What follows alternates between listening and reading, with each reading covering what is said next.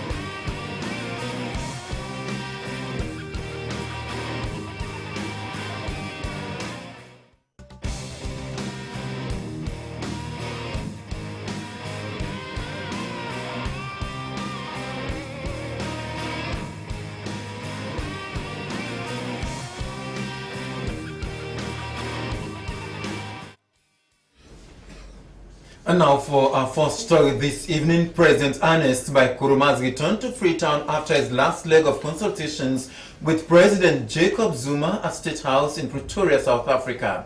The meeting was focused on present reforms of the United Nations in relation to the Common Africa Position for Permanent Status. President Emest by Koroma is chairman of the Committee of 10 Heads of State and Government of the African Union on the reform of the United Nations. The two heads of state and government exchange views to maintain the Eluzunwi consensus on the Common African Position and addressing challenges facing the continent.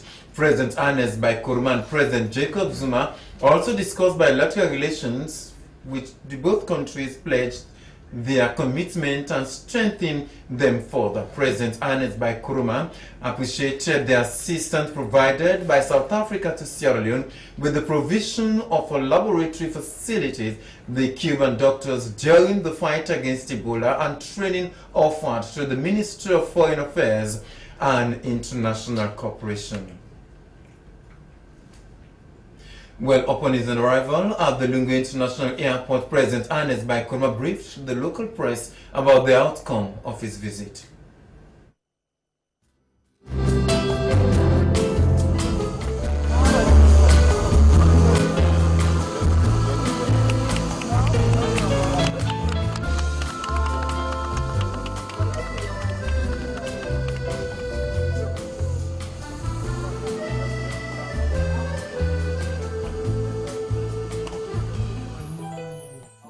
Would you describe it, sir? Well, on the whole, I will say the trip has been successful. Successful because I've had the opportunity to hold consultations with some of the African leaders, starting with the chairman of the AU and regional leaders, and issues that relate to our bilateral relationships as countries, but more so on issues bordering on my mandate to chair a committee that has been charged with the responsibility to advance the African position on the reform of the Security Council. Sierra Leoneans are really expectant. They want to know what the outcome may be. How would you describe it? How successful has it been? Well, it has been very successful, I must say. On the area of bilateral relationships, particularly Egypt, we had very fruitful discussions with the President of Egypt, and amongst the issues that he has proposed to do in strengthening the relationship between the two countries is he has offered support in our establishment of an embassy there, not only having an embassy but also constructing an embassy itself, and he has even offered Sierra Leone a plot in the new administrative district that they have designed to construct. And fortunately for us, we are the very first country that has been offered a plot in that location. Additionally, you know, we have had ties in terms of capacity building over the years, including strengthening our military. We've had extensive discussions with the top brass of the military, and they are quite prepared to continue with the program of training our military officers, giving them technical support, and they have even offered to support us where possible in developing our capabilities to facilitate our UN missions. To that extent, I will hurriedly dispatch a team out to Egypt to consult insofar as building up our military capabilities. But it's not only military, they have also offered support in the ICT, agriculture, health, and the Ministry of Foreign Affairs and his colleague will be working out the details. So to that extent, I think we have enhanced the bilateral relationship. And in South Africa, President Zuma was also quick to congratulate us on putting Ebola behind us, and he offered that he will continue with giving us support on areas that will be determined by both the ministries of foreign affairs. So we are looking forward to advancing the bilateral relationship on those directions. On the issue of the C10, like I said, we've had consultations with the chair of the AU, the president of Chad, and President Sisi, President Mugabe, President Zuma, and we have all agreed on taking the next step in advancing the reform of the UN Security Council. Mind you, our position as African countries is that we should be included as permanent members in the Security Council and also non-permanent members in the Security Council. And where possible, if the new membership or whoever is a member in the restructured UN Security Council carries a veto, that facility should also be extended to Africa. That is our position. And we have come a long way in advancing that position. We have heightened the profile of the African position, but I think we need to move on to the next step. And it is the options that we have to adopt in the next step that we have had our consultations.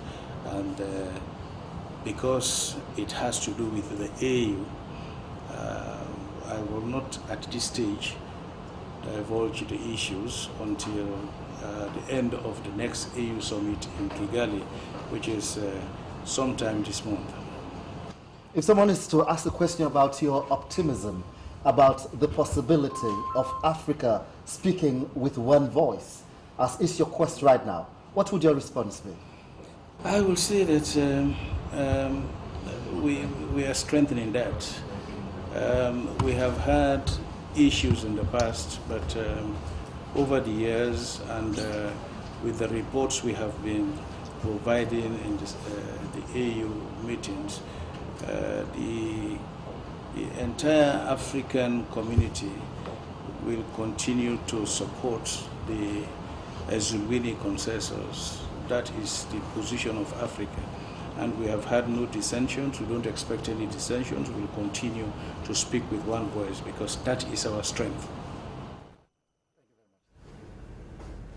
Deputy High Commissioner of Sierra Leone to Nigeria, Major General Claude Nelson Williams, retired, has been kidnapped in the early hours of Friday, 1st of July 2016.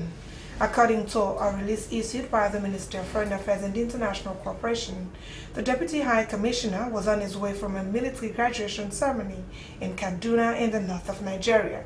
The release adds that the Nigerian government has assured the Sierra Leonean government that it will do all in its power to ensure the safe return of the Deputy High Commissioner.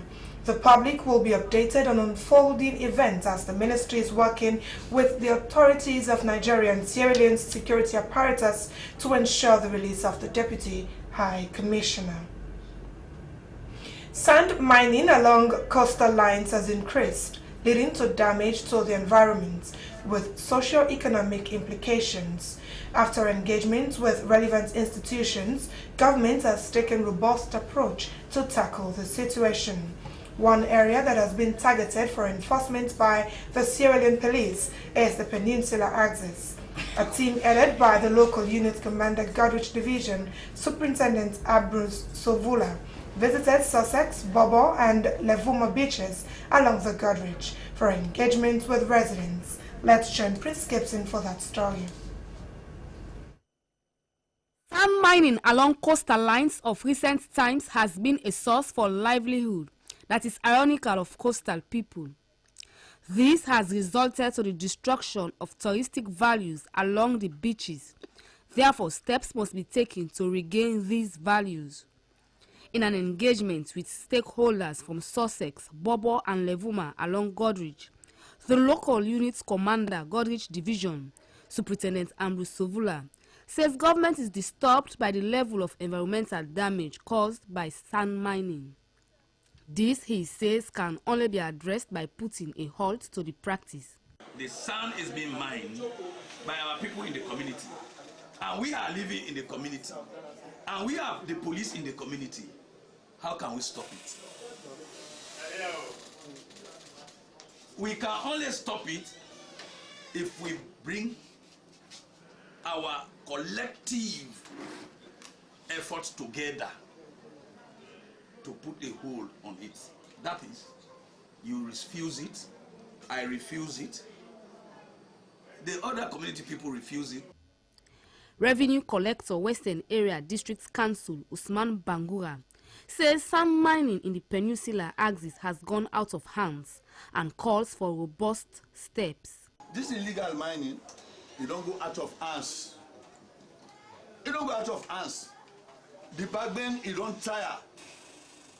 Bakar know the get rest at, you know they get blow. And I know say you see the purpose they call you. Who send the left there, who send the left there, we know they know. What happen now, we don't get number plate. If you see some material, they bang, they'll force they don't get number plate too. Now we they arrest them and pull the number plate and bring the car. Them are all this, you don't have the belief. Who sign the mind so. Then they don't come out for help. We say, now we they run out of them, so we don't know them who sign the come out. Sand mining involves many players. One set of people that facilitate sand mining are tipper drivers, who were also engaged on the dangers of sand mining at Levuma Beach, Godrich. We they say, let us not go mine Sunday, please. Let us not go mine Sunday, please. We don't get a lot, enough and enough. If somebody go mine Sunday, if we hold them, we not go left them. And they enforce the checkpoint, now my 13. And they enforce the checkpoint by the police station. Not tell me say, I buy them from the entire. The coastal residents also have a role to protect their land from such activities. The team therefore visited Sussex and Bobo to explain the robust approach by the Sierra Leone police to enforce laws against sand mining. Various village headmen pledged their support and commitment to protect their communities from sand mining at the end of the engagement. Princess Gibson, SLBC News.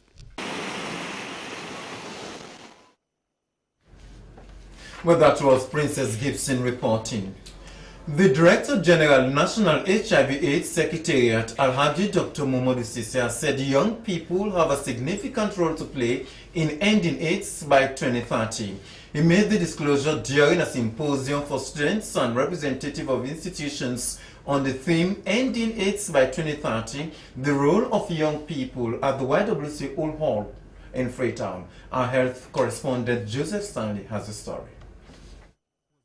Was mapping out strategies for young people to be actively involved in the fight to ending AIDS by 2030, dilating on the implication of the 2016 high-level meeting for Sierra Leone. Dr. Momodu Sise maintained that despite progress made in the national response, treatment, testing and the use of condoms among children and young people is a serious concern. He informed the gathering that as youths are sexually active, 1/3 of the new infection rate is among them, a situation he described as unfortunate. Dr. Sise explained about the importance of the use of condoms and encouraged young people to make good use of it and avoid casual sex. A representative of UNAIDS, Bakar, said ending AIDS means strong political commitment and declaration, as well as innovative ways that will include the active participation of the youths. Edwin McHugh of UNICEF stressed the need to accelerate and invest in education, noting that the high level of illiteracy in the country is one of the factors responsible for the spread of the disease, especially in the rural communities. The National HIV and AIDS Secretariat National Coordinator, Resource Mobilization and Partnership, Delis Thompson, described the symposium as relevant as young people has a major role to play in fast-tracking efforts to end AIDS by 2030. They are offering themselves to help us fast-track the HIV/AIDS response so that we are able to first achieve by 2020 that AIDS becomes less of a public health threat, and then finally ending it by 2030. They say they want to come together as a coalition to be able to address issues of prevention, issues of stigma and discrimination, which are some of the issues that are affecting the progress of the national response. Beneficiaries stressed the need for networking, partnership and coalition building to ending AIDS by 2030. As young people, I think the main thing that we need to do is to put all hands on deck. Young people need to come on board and get themselves trained and empowered, because we are the people that are going to be responsible to lead the country some years from now. So it's our responsibility to come on board and get the training and empowerment package so that we can play our role in fast-tracking it to eradicate it by 2030. We're talking about partnership, we're talking about networking and young people ending AIDS by 2030. I believe, and most other people feel that HIV and AIDS has taken the place of young people, and in that light, it's only the young people who can fast-track the end of AIDS by 2030. Several other speakers, whilst making meaningful contribution, emphasized the need for young people to contribute in ending AIDS by 2030. SLBC News, Joseph Stanley reporting. Results of the geomapping for community health workers conducted by the Directorate of Primary Health Care of the Ministry of Health has been presented to partners. The result was launched by Deputy Minister of Health 2, Ms. Zulayatu Cooper. The ceremony took place at the Bintumani Hotel, Aberdeen, with support from UNICEF. Ibrahim Samura takes up the story. Mapping survey that has been conducted by the Ministry of Health and Sanitation with technical support from UNICEF in 20 years. According to the geomapping result, 15,000 community health workers countrywide were mapped.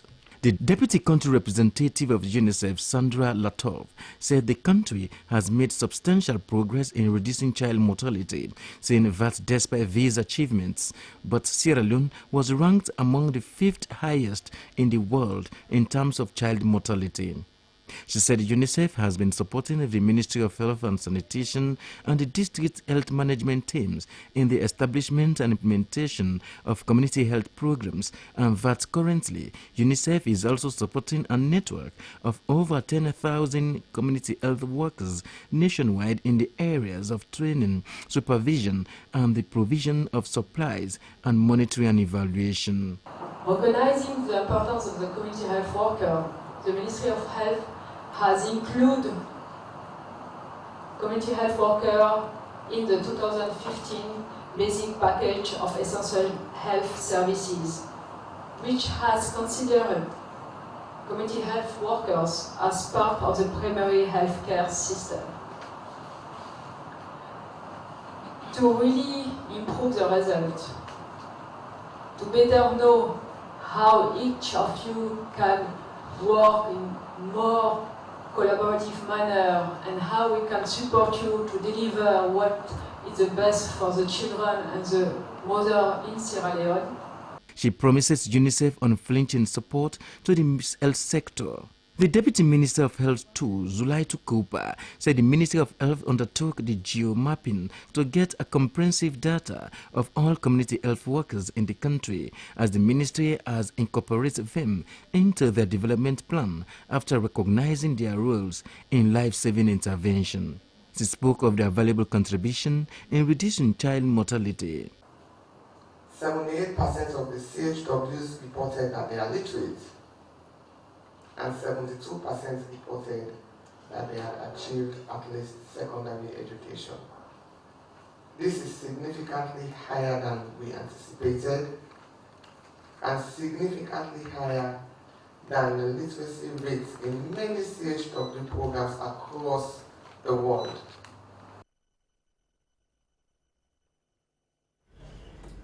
This is the Weekend News live on the Sierra Leone Broadcasting Corporation. Engineer Francis Tucker, who is constructing a helicopter, is calling on Sierra Leoneans to support him with the remaining funds for the completion of the project.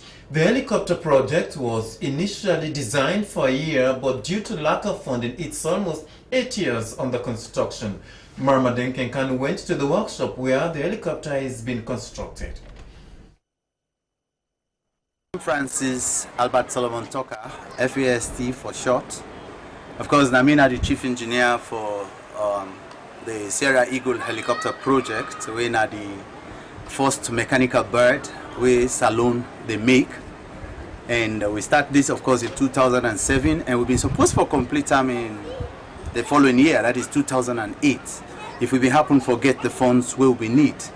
But from that 10-day, it don't take about 8 years now. We don't do everything. I think say if you be done in Sierra Leone, of course, you could only they do promotional activities on television, on radio concerning this helicopter.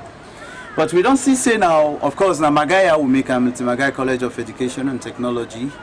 And since that time, from 2007 now 2016, is about 8 years.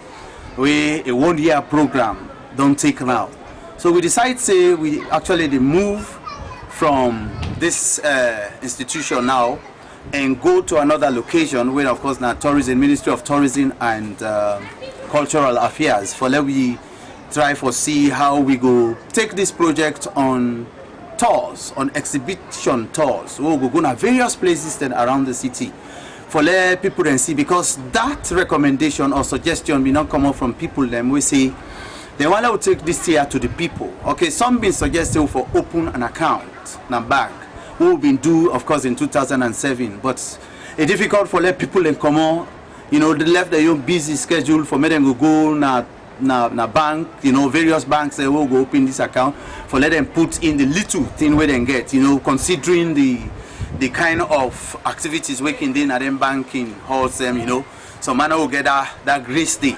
So but the other suggestion was that we will reach out to the people, to the country, and also Sierra Leoneans of course look at this project as a national project we themselves very much interested in and want to see it succeed.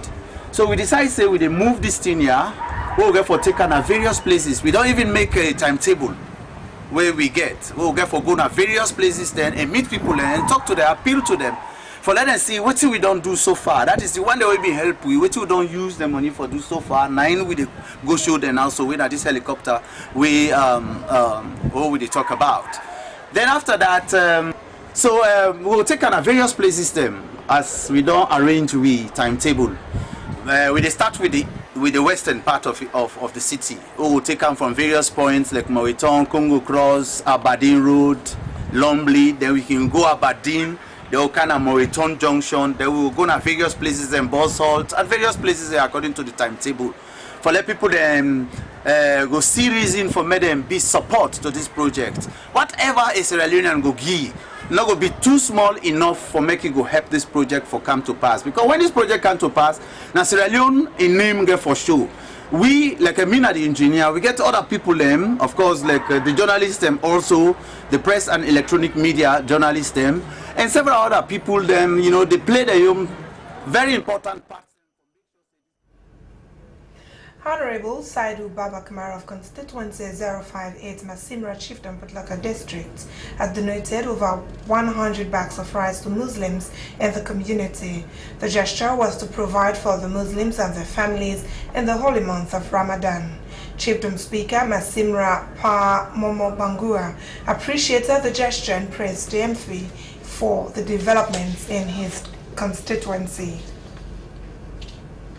The World Bank has approved 2 new projects worth $45.5 million as support to the Sierra Leone health system.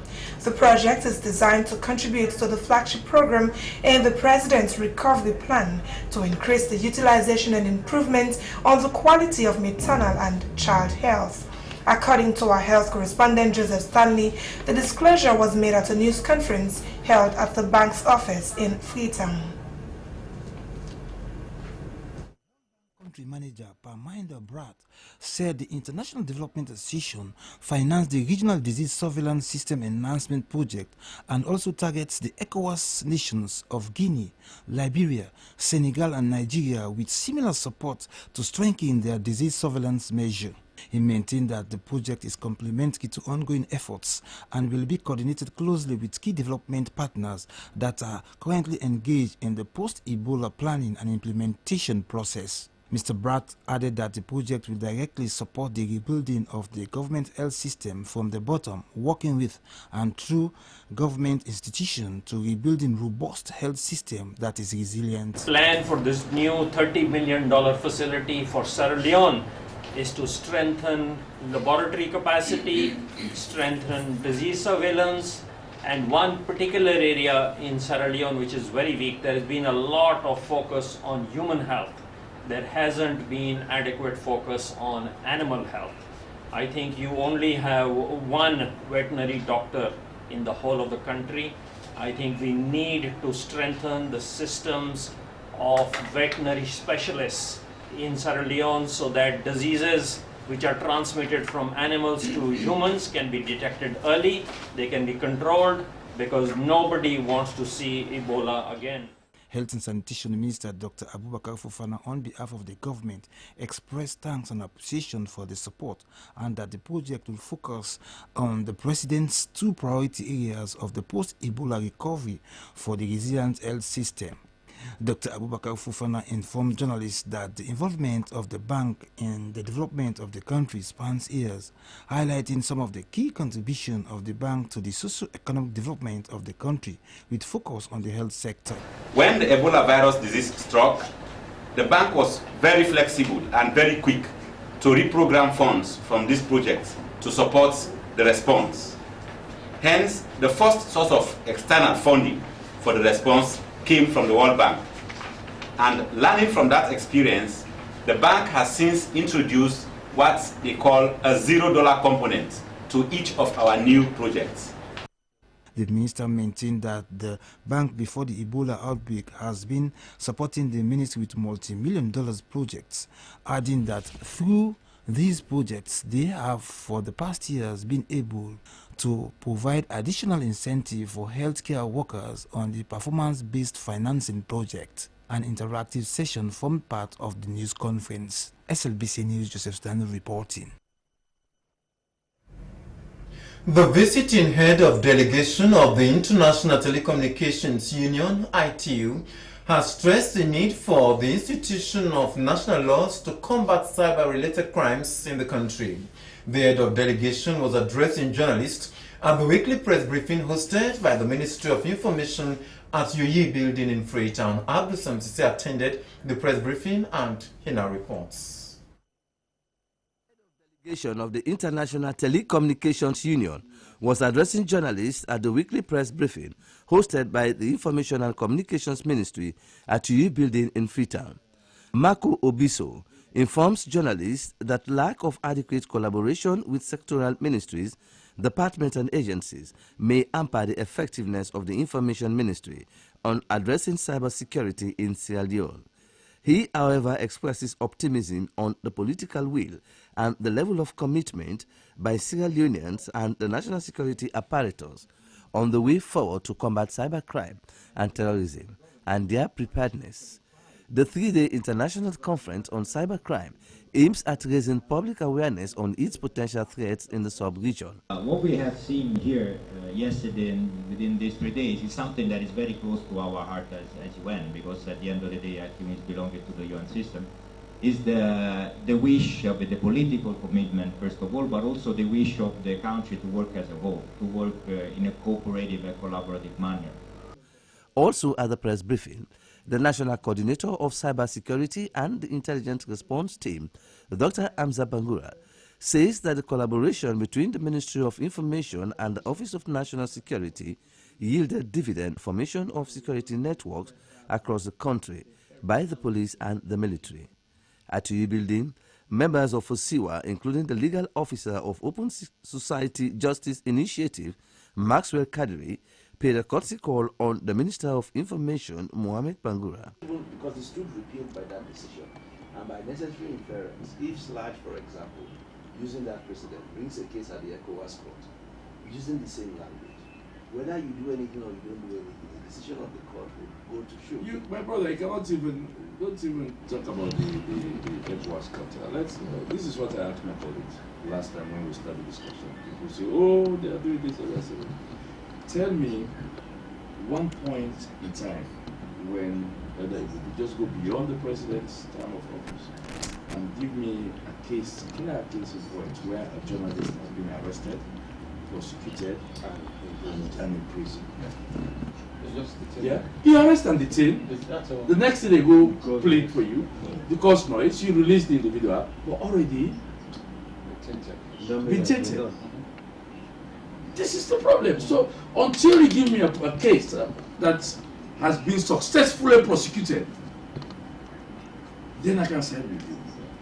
But you damage your reputation all the time by merely arresting somebody. You know, there are better. Let's find better alternatives. For us, stakeholders of Kana District have engaged their people on the ongoing dispute concerning the clearing of what they say are unwanted materials from the two bridges leading to Koidu town. The bridges are to be demolished and rebuilt because illegal mining has undermined their foundations. SLBC saw many abandoned mining pits under the two bridges. Asmiuba was in Kana and in our reports. Which is leading to the main Koidu town. Before this time, illegal mining was happening beneath this bridge. People in this community dug beneath the bridge, they engaged in illegal mining, undermining the foundation of the bridge itself. Congo Bridge, as it is called, according to many residents of the district, has gravels which they say have diamonds. Because of the ongoing township roadworks in the district, the two bridges have become a bone of contention. The dilemma they faced was whether to demolish the bridge or renovate it. But SLRA engineers recommended that the two bridges be demolished. This issue has divided the districts. While some support the clearing of the gravel to give way to the construction of a new bridge and put an end to illegal mining under the bridge, others say clearing the gravel is town mining and it is illegal. Beneath the bridges, one can see holes like tunnels that were dug by illegal miners who had undermined the bridge. Even a police officer was arrested for engaging in illegal mining. Samuel Decker owns a house near the bridge. People they can't dig Damaku at this line here. I see people at night engaging in illegal mining. I support the cleaning of the gravel as it will serve as a disincentive for miners. It is good that they are demolishing the bridge. Cooper Joseph Sakri also owns a house near the bridge but holds a contrary view. Certain people then they behind this. And the investor they then can now then gets them people then they. Because if you look what happened at Congo Bridge, the one they were them in the dig day. Yes, when they say this, that. Now then they now today they show the man say gravel there under. I tried to dig a septic tank but couldn't, so it's not true that people are engaged in illegal mining. They know the area. In this town hall meeting, stakeholders were brought together by prominent sons of the districts to discuss the issue that has divided their people. The conveners are the Minister of State, East Karamokaba, Minister of Transport and Aviation, Balogun Koroma, and Sierra Leone Ambassador to Russia, John Yambasu. The meeting was a frank discussion as representatives of APC and SLPP, chiefs, students, representatives, bike riders, civil society, youths and women had the opportunity to make their points. The Kono Students' Union issued a position paper condemning the clearing of the gravel, describing it as town mining. Its president, Jeremiah Eya Banja, calls on the authorities to stop the mining. They also call for the proceeds to be used judiciously. According to plans, when sold, proceeds will be used to build schools, markets, recreational facility, and public toilets for the people. I'm standing right here in front of one of the holes which was dug by illegal miners. As you can see, I'm informed that this hole has been dug. The bridge here has been undermined. This was done by illegal miners. Nobody knows where exactly did this to this community. Chairman Mines Committee in the Kwedu New Sembe Hunton Council, Councillor Mohamed Jabi, said the clearing will give hope to the people and his supports it. Minister of State Iskra Mokaba told his people that enough sensitization was not done, but assured them that their concerns will be looked into and many more interest groups will be brought on board to bring credibility to the process. He said the process is not mining, as unwanted materials are only removed and taken to another location where every stakeholder witnesses the washing and verifying. Mr. Kaba said according to survey, if the bridge is renovated without clearing the gravel, it will always serve as a bait for illegal miners. He said the miners have undermined the two bridges as holes are dug all over the place, and engineers advised that the only option was to demolish the bridges. Minister of State East said lives have been lost under the two bridges, and government will not sit and allow citizens losing their lives in such a manner. The structural integrity of both bridges, because of illicit mining for these many years, will not become compromised. Another fact, the Chinese contractor, Chico, when they assigned the road graph, they asked them to produce an engineering design and a bill of quantities. In that bill of quantities, the Congo Creek Bridge was there for rehabilitation. Now the other road, it was badly damaged, that 25 passport, was marked for demolition. That was a problem, they do all over. Now, a team of engineers then, the final thing, when heavy duty machine was there, then the charge pattern, the Congo Bridge, the vibration is too much. So they go further to investigate whether they can rehabilitate the bridge or not. The engineers, between the SLA consultant, the Chico engineers, and the 24 consultants, they say they're not able to rehabilitate that bridge. The reason, for over 40 years, we cannot be there. We don't go under that bridge. We keep also, we dig every night in the cover of darkness. Sierra Leone Ambassador to Russia, John Yambasu, appealed for calm and praised the Kono Students' Union for their position. Ambassador Yambasu said illegal mining has destroyed Kono and said people should focus on the construction of the bridge and not diamonds, which have had little benefit to the districts. Minister of Transport Balogun Koroma said other bridges in the districts have been destroyed by illegal miners, describing the Congo Bridge as a death trap.